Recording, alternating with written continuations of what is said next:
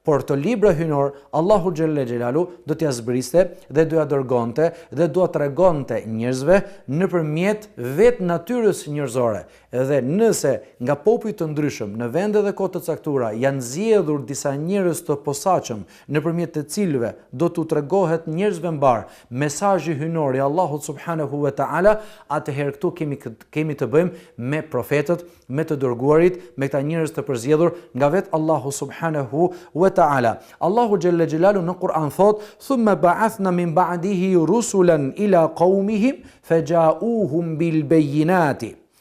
Dhe ne më pas kemi dërguar, thot, profet të dërguar tek çdo popull, tek çdo ymet, me çfarë thot? Faja'uhum bil bayinat, dhe ata erdhën me gjërat e qarta, erdhën me gjërat e padyshimta. Nga kush? Nga Allahu subhanahu wa taala. Atëherë ne kuptojmë se Zoti fuqiplot ka çuar profet, ose më themi ka dërguar profet nga vetë mesi i njerëzve, nga vetë popullit ku jetonin dhe vendi ku jetonin njerëzit. Wa ma arsalna min rasulin illa liyuta'a bi idhnillah. Dhe ne nuk kemi dërguar ndonjë profet dhe nuk kemi dërguar ndonjë të dërguar vetëm që t'i binden atij, pra t'i binden urdhat hynore, t'i binden Allahut subhanahu wa taala për të gjitha ato mësime hynore që zbriti Allahu Xhelle Xhelalu. Çfarë do thot kjo?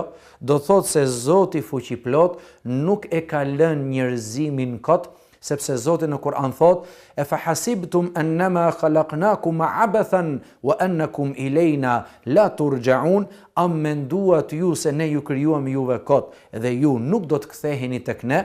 Nuk ka mundësi kur që të vijë një person që është i mençur, është i zgjuar, njihet tek njerëzit mbar, si një njeri i urtë, një njeri me ndërgjegje, një njeri i pastër, një njeri me ndjenja, një njeri që ka urtësi, një njeri që ka mençuri dhe të veprojë një punë kot. Menjëherë njerëzit do të thonë që nuk ka mundësi ky njeri kaq i urtë dhe kaq i mençur dhe kaq i zgjuar të veprojë këto veprime ashtu kot. Vetëm budallaj apo vetëm njerëzit e pamençur apo njerëzit të cilët nuk kanë qëllime mund të veprojnë lëvizje, veprime, fjalë të kota të cilat nuk kanë ndonjë vizion, nuk kanë ndonjë qëllim me kështu me radhë. Por çfarë do të themi për vetë krijuesin? Për çfarë do të themi për plot fuqishmin? Për çfarë do të themi për të gjithdijshmin Allahun Xhelle Xhelalu? A mendoni se neve na krijoi kot dhe na la ashtu të lirë? Kjo është rryma e deizmit që ushqen njerëzit me këtë lloj besimi, me këtë lloj ndjenje, ku të besojnë se Zoti është vërtet krijuesi i gjithësisë, pastaj njerëzit vetë janë ata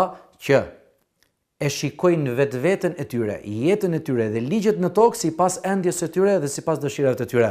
Kjo nuk është as pak e vërtet, kjo është një rrymë filozofike e vonshme ndër shekujt ndërmjet rrymave të tjera filozofike që ka dalur domethënë pikërisht në Evropë, dhe çfarë synimi është pasur nëpërmjet kësaj rryme, ata e dinë vetë ata shpikësit e kësaj rryme. E rëndësishme është që logjika këtë nuk e pranon.